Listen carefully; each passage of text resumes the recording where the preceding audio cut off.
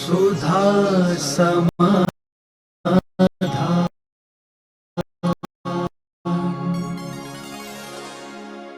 नमोस्तु गुरुदेव। हम सामूहिक पूजन में अलग अलग विसर्जन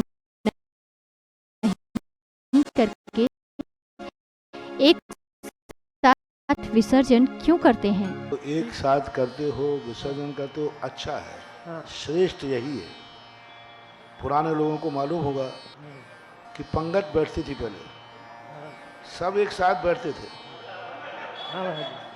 और एक व्यक्ति जल्दी खा लेता था, लेकिन बाजू में खा रहा है तो वो बैठा रहता था और पंगत के बीच में उठ जाता था तो फिर एक नारियल डांड में दिया जाता था। तो ये व्यवस्था अच्छी मानी जाती है, अच्छी व्यवस्था को मानना चाहिए। ये सामूहिक व्यवस्था ऐसी होना चाहिए। नमोस्तु गुरुदेव। हम अपने ज्ञान की वृद्धि कैसे करें? ज्ञान और वृद्धि आने के लिए हमारा वैसा वातावरण होना चाहिए, रुचि होना चाहिए, इच्छा शक्ति होना चाहिए। किसी भी ज्ञान को पाने की पहले तो ललक हो, दूसरा उसके अनुसार वातावरण हो, और तीसरा संकल्प शक्ति यदि है तो हम कोई भी ज्ञान को प्राप्त कर सकते हैं। नमोस्तु गुरुदेव। इंसान जवान होने पर बचपन, शादी होने पर माता पिता को भूल जाता है, तो वह जब वृद्ध होता है तो वह पुरानी बातों को याद करके क्यों रोता है? मूल उसका कारण रहता है महत्वाकांक्षा। व्यक्ति इतना महत्वाकांक्षी हो जाता है कि उस महत्वाकांक्षा को प्राप्त करने के लिए वो सबको भूल जाता है। और बुढ़ापे में व्यक्ति की महत्वाकांक्षा नहीं होती, उसको निराशा होती है। कुछ पाने का भाव नहीं होता, उसको खोने का भाव आता है। जवानी में, बालक में उसका कभी महत्वाकांक्षा, मुझे कुछ करना है, मुझे कुछ पाना है, अभी मैं बहुत कुछ करूँगा, इनके झगड़े तंटों में नहीं पड़ना है, किसकी याद करूँगा, अभी मौज बहुत काम करना है। हम मम्मी पापा की ये चिंता करें, अपने बच्चों की चिंता करें, अपनी लाइफ की चिंता करें, कैरियर की चिंता करें, तो उस उम्र में उसको अपना खुद का कुछ दिखता है और बुढ़ापे में उसको कुछ करने में समर्थ नहीं है। उसको दिखता है अब मेरा सब जा रहा है, अब मेरा सब छूट रहा है, मेरा अंत हो रहा है। और जब व्यक्ति का छूटता है तो उसको दुनिया भर की बातें याद आती हैं। ये मूल कारण होता है। नमोस्तु गुरुदेव। भटकते मन को कैसे नियंत्रित करें? और मैं लोगों के काम में आ जाता हूँ, पर मेरे काम में लोग क्यों नहीं आते हैं? मन को कंट्रोल नहीं किया जाता, मन को परिवर्तित किया जाता है। मन पर कंट्रोल करोगे, रोक लगाओगे, वो विद्रूप हो जाएगा, भड़क जाएगा। मन को निरोध नहीं किया जाता, मन को परिवर्तित किया जाता है। बच्चे को रोका नहीं जाता, बच्चे को रोकोगे वो और विद्रूप होगा। बच्चों को बहलाया जाता है, उसका उपयोग हटा दो, दूसरी तरफ न जाकर वो दूसरा कार्य में लग जाता है। ऐसे ही मन बच्चे के समान होता है, इसको रोका नहीं जाता, इसको बहलाया जाता है। इसको कहीं ना कहीं ऐसा रमा दो जिससे गलत कार्यों में न जाए। कोई व्यक्ति हमसे मुख मोड़ रहा है तो हमें ये भी सोचना चाहिए कि शायद उसको ये अनुकूल नहीं है, वह नहीं चाहता है कि मैं आपका सहयोग करूं, तो कोई बात, आपने उसका सहयोग किया है तो कोई बड़ी बात नहीं, पुण्य आपको भी बंधा है। हम सामने वाला मेरा सहयोग करेगा इसलिए मैंने सहयोग किया था, तो वो हमारा सहयोग भी व्यर्थ जाता है। सामने वाले की हमें अपेक्षा नहीं रखना है, वह हमारा सहयोग करे उसकी मर्जी, ना करे उसकी मर्जी। हमारा कर्तव्य था, हमने उसका सहयोग किया, वो पुण्यबंध तुम्हें होगा। नमोस्तु गुरुदेव। संकल्प और विकल्प में क्या अंतर है? संकल्प अच्छा होता है, विकल्प द्वंद्व होता है। विकल्प द्वंद्व है, विकल्प अस्थिर दशा है। विकल्पों में व्यक्ति टूटता है और संकल्प में व्यक्ति विल पावर बढ़ता है, इच्छा शक्ति, कुछ करने का मन होता है। विकल्प में व्यक्ति दुविधा में पड़ता है और संकल्प में व्यक्ति निर्णय में जाता है, मुझे यह करना है। नमोस्तु गुरुदेव।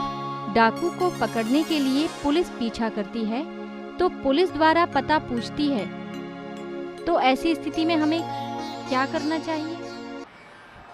तो आप पुलिस में हैं कि आप मुनि महाराज हैं कि आप श्रावक हैं? आप श्रावक हैं, आपको बताने में कोई आपत्ति नहीं है, क्योंकि नहीं बताओगे तो वो कितनों को मार डालेगा, कितनों की चोरी करेगा, इसलिए बताने में कोई आपत्ति नहीं। आप गृहस्थ हैं तो, हम लोग साधु हैं तो मौन हो जाएंगे, लेकिन आप लोगों की भूमिका में यदि ये ना माना जाए तो फिर गवाह क्यों लिए जाते हैं? गवाह का अर्थ क्या है? गवाह दे देगा तो फांसी लग जाएगी, और गवाह नहीं देगा तो फांसी नहीं लगेगी। तो क्या अपराधी को अपराध की गवाह देने पर उसको फांसी मिलेगी, तो क्या ये उसकी मरने का दोष गवाह देने वाले को लगेगा? नहीं लगेगा, क्योंकि वो अपराधी है। यदि अपराधी की कोई गवाह न देवे तो फिर अनर्थ हो जाएगा। ये गुंडे तत्व तो क्या होते हैं, इसलिए तो पनपते हैं क्योंकि उनकी कोई गवाह देता नहीं है। तो ऐसा नहीं है, भूमिका के अनुसार बताने में कोई दोष नहीं, क्योंकि वो डाकू है। नमोस्तु गुरुदेव, पद्म पुराण और उत्तर पुराण ग्रंथों में क्या अंतर है? पद्म पुराण का विषय अलग है, उत्तर पुराण का विषय अलग है। उत्तर पुराण उज्ज्वल जिनसेन स्वामी की अधूरी भावना को उनके शिष्य गुणभद्राचार्य ने पूर्ण किया। वो 24 पुराण का विषय था। ये पुराण में ऋषभ देव का वर्णन है, 23-22 तीर्थंकरों का जो वर्णन है वो उत्तर पुराण के अंतर्गत है। और उत्तर पुराण में हालांकि निशुभ्रतनाथ भगवान का वर्णन है, उसमें श्री राम का भी वर्णन है, लेकिन संक्षिप्त में है, और विषय वस्तु भी बिल्कुल भिन्न है। कुल दिगंबर आमना से बिल्कुल भिन्न प्रतीत होती है। और पद्म पुराण जो है वह मात्र श्री रामचंद्र जी के ऊपर लिखा गया। रामचंद्र जी का जैन दर्शन के अनुसार मुनि अवस्था में मुनि दीक्षा लेने के नाम उनका पद्म नाम था। तो ये पद्म पुराण रचा गया। विस्तार से वर्णन है, वहाँ संक्षेप में वर्णन है, यहाँ विस्तार से वर्णन है। ये अंतर जानना चाहिए। पहले हम कई बार बता चुके हैं कि सबसे ज़्यादा परोपकारी एनर्जी साधु के पैरों में होती है। 24 घंटे साधु अपने पैरों को एनर्जी देता है, और ये एनर्जी देता है कि इस पैर से किसी की हिंसा ना हो। जो भी मेरे पैर के नीचे आए, आसपास आए, उसकी रक्षा होना चाहिए। 24 घंटे वह अपने रक्षा का भाव पैरों को देता है। और दूसरी बात होती है कि हम गुरु को जब मानते हैं तो ये स्थान देना चाहते हैं कि हम आपके सामने आपके चरणों की धूल हो। जितना ज़्यादा हम बड़ों के सामने अपने आप को अकिंचित कर मानेंगे, उतना ही ज़्यादा हमें पुण्य का वंद होगा, उतना ही ज़्यादा हमारे लिए ऊंचाइयां मिलेंगी। इसलिए बड़े आदमियों के या गुरु के चरणों की वंदना की जाती है। नमोस्तु गुरुदेव, श्री जी की प्रतिमा को अभिषेक के लिए मंदिर से कितनी दूर ले जा सकते हैं? व्यवस्थाओं के ऊपर है, तात्कालिक परिस्थितियां होती हैं। कई बार पूरी रथ यात्रा भी सिर पर रख के कर दी जाती है, तो व्यवस्थाओं को ध्यान रखना चाहिए। नमोस्तु गुरुदेव, व्यक्ति की आकस्मिक मरण या दुर्घटना हो जाने पर उसकी अच्छी गति के लिए हमें क्या भावना रखनी चाहिए? परिणामों को निर्मल रखना चाहिए। ये सोचना चाहिए शरीर मिला था, ये छूट रहा है, लेकिन मैं तो चैतन्य स्वरूपी मरने के बाद भी मैं रहूँगा। जैसे कपड़ा छूटने से व्यक्ति नहीं छूट जाता, कपड़ा फट जाने से व्यक्ति नहीं फट जाता, इसी प्रकार शरीर का टूट फूट हो रही है, शरीर छूट रहा है, आत्मा तो मैं त्रिकाली शाश्वत सत हूँ, जो जन्म के पहले भी था और मरण के बाद भी रहूँगा, ऐसा चिंतन करना चाहिए। नमोस्तु गुरुदेव। अपने जिनालय में सराग जाति के लोग दर्शन करने आते हैं, तो क्या वह अभिषेक और शांति धारा कर सकते हैं? सराग जाति को पहले कन्वर्ट होना चाहिए, उनका पूरा परिवार, पूरा वंश जैन धर्म के अनुसार यदि वो संकल्पित होते हैं, किसी गुरु के सामने जाकर वो जैन धर्म स्वीकार करते हैं और पूरे के पूरे परिवार के साथ वो अपना परिवर्तन करते हैं, तो फिर किया जा सकता है। लेकिन उनको पहले, सबसे पहले संकल्पित होना पड़ेगा, किसी गुरु की साक्षी में उन्हें जैनत्व स्वीकार करना पड़ेगा, उसके बाद ही यह व्यवस्था होना चाहिए। नमोस्तु गुरुदेव। मुनिश्री, आप जहाँ बैठ जाते हैं वह मिट्टी, सोना और जिस क्षेत्र में रुकते हैं वह क्षेत्र तीर्थ क्षेत्र बन जाता है। तो आपके द्वारा बोला गया मुहावरा मारे जोर चाले का क्या अर्थ है?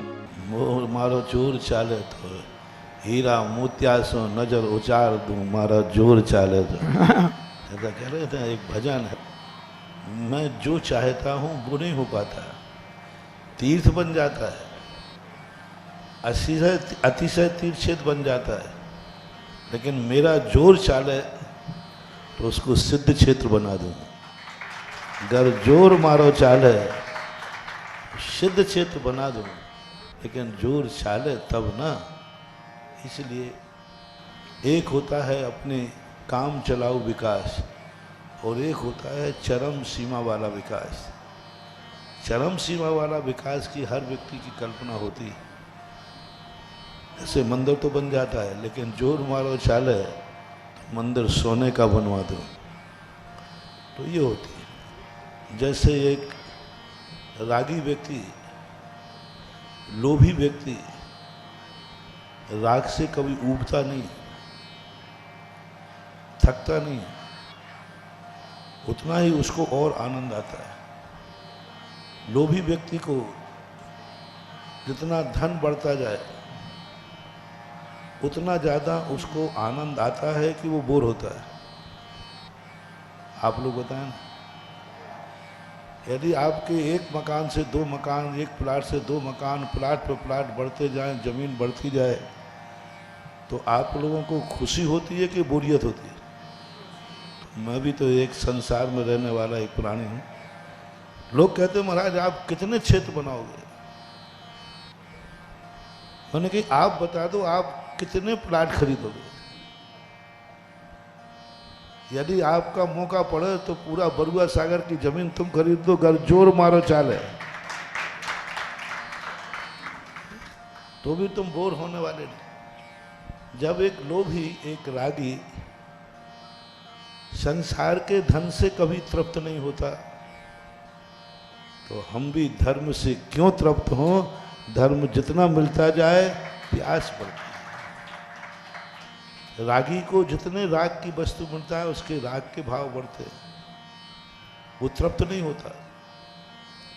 भोगी कभी भोगों से तृप्त नहीं होता, बल्कि जितना भोगता है उतना उसकी और भोगने की इच्छा बढ़ती है। जब एक पापी पाप करने में तृप्त नहीं होता बल्कि पाप करने के बाद उसकी इच्छा बढ़ती है, तो अपन उसके कंपटीशन में पीछे क्यों? पापी और पुण्य का, पुण्यात्मा का, पाप और पुण्य का दोनों का कंपटीशन है दुनिया में। पापी कहता है मैं कभी तृप्त नहीं होने वाला, मैं पाप पे पाप करते जाता हूँ और ज़्यादा। तो उसके कंपटीशन में यदि पाप को पीछे करना है तो आपको भी तृप्त नहीं होना है। जितना पुण्य करोगे पुण्य की प्यास और बढ़ना चाहिए, और बढ़ना चाहिए। जैसे वो धन कमाता है तो तुम्हें धर्म कमाने की प्यास बढ़ना चाहिए। जैसे वो भोगों में खर्च करने में थकता नहीं है, ऐसे ही तुम्हें दान में नहीं थकना चाहिए। आज तुमने जो दान दिया है, इतनी भूख बढ़े कल और डबल, कल तिबल, परसों चवल, बढ़ते जाओ। जैसे भोगी कहता है ना सोचा करता हूँ भोगों से बुझ जावेगी इच्छा ज्वाला, परिणाम निकलता है लेकिन मानो पावक में गिर।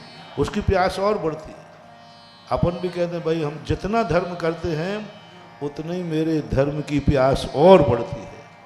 यदि ये नेचर अपना बन गया तो एक दिन पापी पीछे रह जाएगा और पुण्यात्मा आगे बढ़ जाएगा। पुण्यात्मा क्या करते हैं, थोड़ा बहुत धर्म कर, बस अब बहुत हो गया महाराज, थोड़ा सा दान देते कहते महाराज अब बहुत हो गया, दे दिया ना दान। पूजा करते महाराज अब बहुत पूजाएं कर ली। माला फेरते क्या कहता है, महाराज जी अब देखो 5 मालाएं तो फेर ली है? अब इतना बस इतना ही बहुत है। लेकिन नोट गिनते समय नहीं कहता बस महाराज अब बहुत है, इतना ही बहुत है, इससे ज्यादा मत देना। जैसे नोट गिनने वाला थकता नहीं है, उसी प्रकार धर्मात्मा माला फेरने से कभी नहीं थकेगा, तब कहीं वो धर्मात्मा आगे निकल पाएगा। तो मेरी भी यही प्यास होती है कि धर्म इतना बढ़ जाए, घर जोर मारो चाल है तो जितने घर हैं उतने मंदिर इस दुनिया में बनवा डालो। नमोस्तु गुरुदेव। जिस जीव को आयु कर्म का बंध होता है तो क्या वह अपनी आयु के बंध को जान सकता है, और आयु कर्म और गति बंध में क्या अंतर है? स्थूल रूप से तो नहीं लगा सकते, सूक्ष्म रूप से तो पता नहीं कर सकते। पूज्यवर नेमीचंद महाराज ने गोमठ सार में इतना वर्ष संकेत किया है कि नरक आदि आयु निकृष्ट आयु बंद होने के बाद उसके किसी भी नियम लेने का भाव नहीं होगा। वो पाप करेगा नहीं लेकिन नियम नहीं लेगा, वो रात में भोजन करेगा नहीं लेकिन नियम नहीं लेगा, वो किसी का हिंसा नहीं करेगा लेकिन नियम नहीं लेगा। कोई भी नियम लेने का वो यही कह देगा देखो महाराज आप जो कह रहे हो वो सब ठीक है, मैं नहीं करूँगा लेकिन मैं नियम नहीं लूँगा। तो नियम नहीं लेना कर भी नहीं रहा, तो मैं चोरी करने का भाव है क्या, बोले नहीं। त्याग नहीं करूँगा। मांस तुम खाते हो क्या, बोले नहीं खाते। खाने का भाव है क्या, बिल्कुल नहीं है, तो मांस का त्याग कर दो, बोले त्याग नहीं करूँगा। शराब पीता नहीं, पी नहीं, पक्का कह रहा मैं बिल्कुल नहीं पीऊँगा महाराज, जिंदगी में कभी पी नहीं, तो त्याग कर दो, आज से मैं शराब नहीं पीऊँगा, वो महाराज त्याग नहीं करूँगा। नियम लेने का भाव नहीं आ रहा है, नहीं करते हुए भी। तो पूज्यवर नेमीचंद महाराज कहते हैं कि इसको नरक आदि का आयु बंद हो गया है, इसलिए ये नियम लेने का भाव नहीं कर रहा है। रावण के संबंध में कहा गया, खूब महाराज ने कहा कि भाई तू कोई नियम ले ले, वो कहता महाराज नियम तो नहीं लूंगा, क्योंकि नरक आदि जाना उनका नियोग था। सुधा समाधान